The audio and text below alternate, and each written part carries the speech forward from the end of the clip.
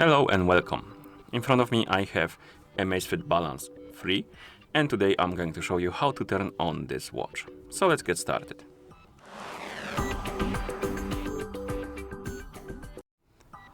To turn on the watch, press and hold the lower button, the back button, and keep holding it until you see the AMAZFIT logo on the screen, which takes, I would say, about 10 seconds maybe, something like that.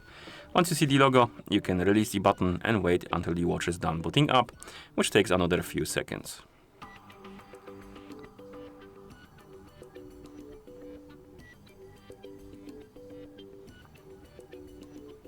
And here we have it, as you can see, we're in the system now, and that's how you turn on this watch. So if you found this video helpful, please consider subscribing to our channel and leaving a like on the video. Thank you for watching and see you in the next one.